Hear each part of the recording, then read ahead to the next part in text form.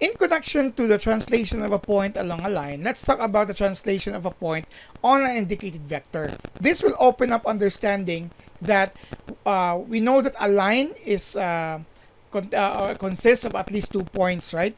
Once we understand the translation of a point on the indicated vector or using a certain vector, we can now translate a line on a certain vector as well. Okay? Take note that if we're going to translate a line, let's say here, this line here, translating that in a specific vector, its sample translation may be parallel to it, okay? Something like that here, meaning this line was actually pushed into the other direction. Okay, so basically these lines contains points, and these lines contains points as well. So as soon as we translate a line, we were also translating corresponding points. So let's now talk about how do we translate a point on the given vector so that later on we could connect it on translating a line using an indicated vector, because this is different from the translating a point along a line before, because if we are given a line, we are going to translate that, we will have double reflections, right?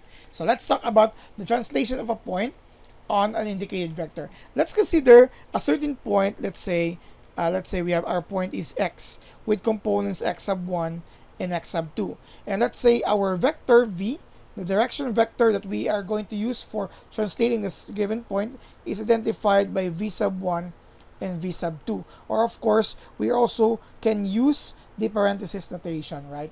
So to determine the translation of a certain point on the indicated vector, it would be in this manner: the translation of x using the given vector. Okay, so this is the notation that we are going to use, is just equal to, okay, this is equal to the sum of your x and your vector v.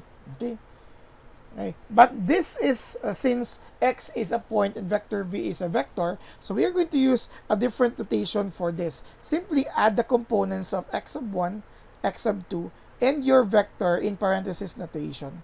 That would mean the translation of a certain point x using a vector v is actually identified as the sum of the components x sub 1 and v sub 1, and then x sub 2 and v sub 2. So as simple as that. Okay, so we will be given with a series of examples here in the next video. Only one video, but a lot of examples for us to illustrate the translation of a certain point along a given or identified vector.